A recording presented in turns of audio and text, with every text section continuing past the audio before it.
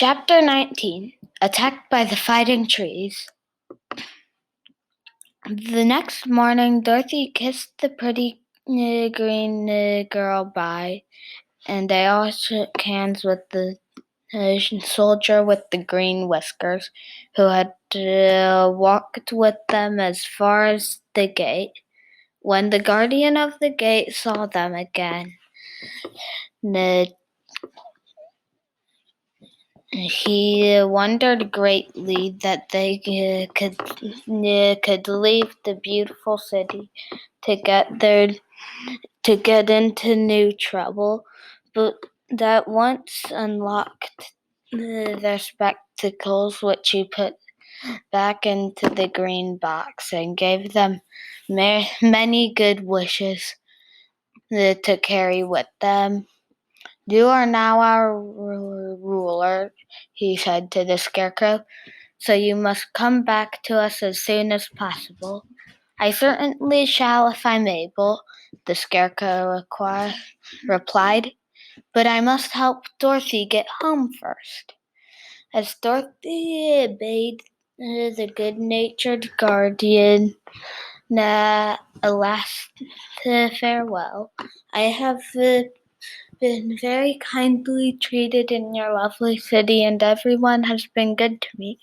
I cannot tell you how grateful I am."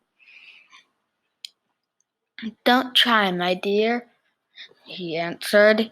"We should like to keep you with us, but if it is your dream to return to Kansas, I hope you will find a way." Then he opened the gate of the outer wall, and he walked forth and started upon their journey. The sun shone brightly as our friends turned their faces towards the land of the South. They were all in the best of spirits and laughed and chattered together. Dorothy was once more filled with the hope of getting home, and the Scarecrow and Tin Woodman were glad to be of use to her. As the lion, he sniffed the fresh air with delight, and whisked his tail from side to side in pure joy at being in the country again, while Toto ran around them and chased the moths and butterflies, barking merrily all the time. "The city life does not agree with me at all," remarked the lion as they walked along at a brisk pace. "I have lost much flesh since I lived there. Now I am anxious for a chance to show the other beasts how courageous I have grown." They now turned to take a last look at the Emerald City. All they could see was massive towers and steeples behind the green walls, and high up above everything, the spires and domes of the Palace Oz. "Oz was not such a bad wizard after all," said the Tin Woodman, as he felt his heart rattling around in his breast. "He knew how to give me brains, and very good brains, too," said the Scarecrow. "If Oz had taken a dose of the same courage he gave me," added the lion, "he would be a brave man." Dorothy said nothing.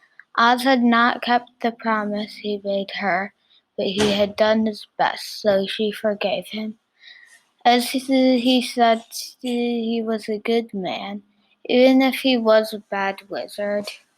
The first day's journey was through the green fields and bright flowers that stretched about the Emerald City on every side. They slept that night on the grass with nothing but the stars over them, and they rested very well indeed.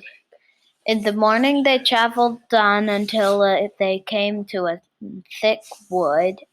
There was no way of going around it, for it seemed to extend to the right and left as far as they could see, and besides, they did not dare change the direction of their journey for fear of getting lost. So they looked the,